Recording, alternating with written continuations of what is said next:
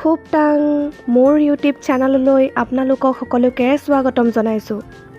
আপোনালোকৰ বাবে মই আজি লৈ আহিছোঁ খাৰ দিয়া বাঁহ গাজৰ তৰকাৰী। তেন্তে অকণমানো দেৰি নকৰি চাওঁ আহক মই কেনেদৰে বনাওঁ। ৰ'ব, আপোনালোকৰ পৰা মই অকণমান সময় লৈছোঁ। যদিহে মোৰ ভিডিঅ'টো ভাল লাগে তেনেহ'লে লাইক, কমেণ্ট আৰু ছাবস্ক্ৰাইব কৰি দিব। দুটা বাঁহৰ গাজ ধুই কৰি লৈ লৈছোঁ। গাজকেইটা ভলুকা বাঁহৰ হয়। ভলুকা বাঁহৰ বাঁহগাজ খাবলৈ বহুত সোৱাদ হয় অইন বাঁহ গাজতকৈ। যিবিলাক ৰঙা ৰঙা বাকলি দেখিছে সেইবিলাকো মই গুচাই ল'ম।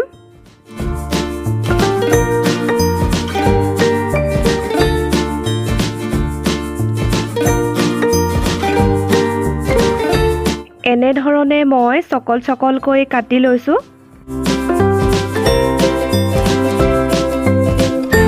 অলপমান মাও কাটি দিলে।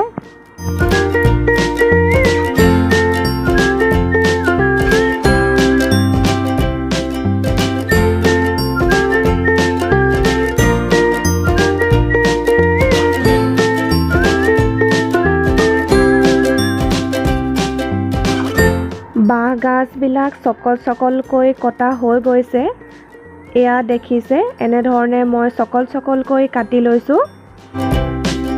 এতিয়া মই জুইত এটা চচপেনত অলপমান পানী দি বাঁহগাজখিনি বইল কৰি ল'ম। আপোনালোকে নাভাবিব যে জুইতহে বইল কৰিব লাগে বুলি। জুইত বইল কৰা কাৰণ মোৰ এটাই হৈছে, মই গেছটোহে বচাইছোঁ।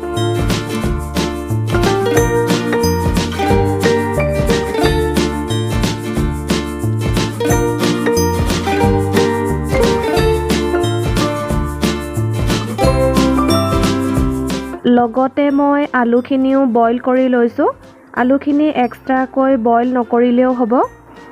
আলু যেতিয়া সিজি যাব তেতিয়া বাঁহৰ গাজখিনিও সিজি যাব। এতিয়া অলপমান মই নিমখ ছটিয়াই দিম।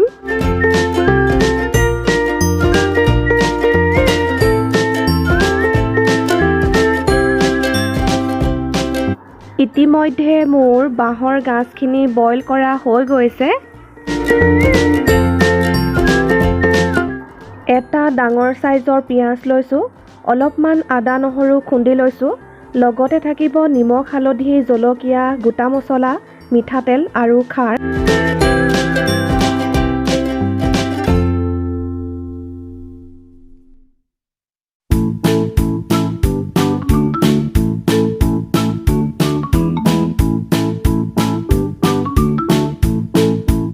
জোখমতে অলপমান তেল দিছোঁ।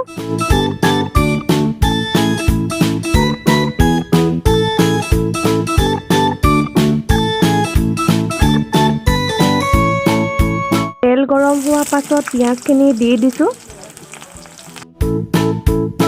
খুন্দি থোৱা আদা নহৰুখিনি দি দিছোঁ।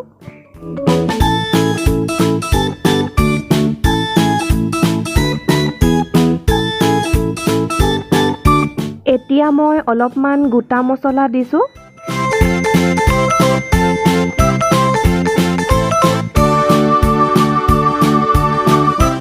বইল কৰা বাঁহগাজখিনি দি দিছোঁ।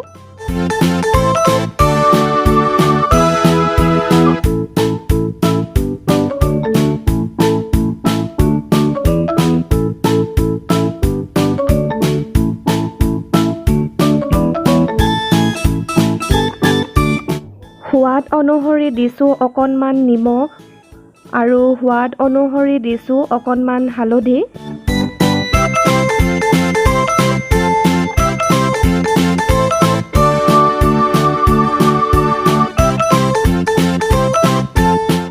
এতিয়া মই দি দিম বইল কৰা আলুখিনি।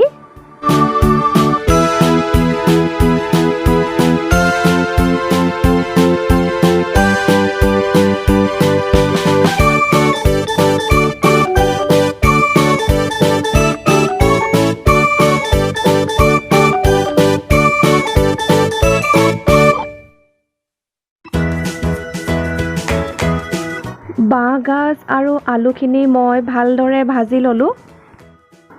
এতিয়া দিম মই কলৰ খাৰ।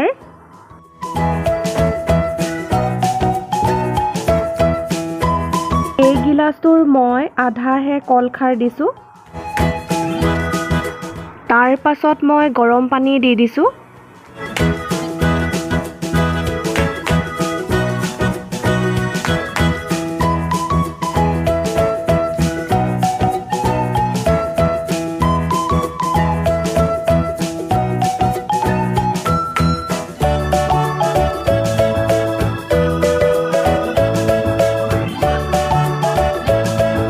তেনেহ'লে আপোনালোকে দেখিলে মই আজি কেনেকৈ বাঁহগাজ কলখাৰ দি বনালোঁ। ঘৰত খাবলৈ দি মই ভাল কমেণ্টেই পালোঁ।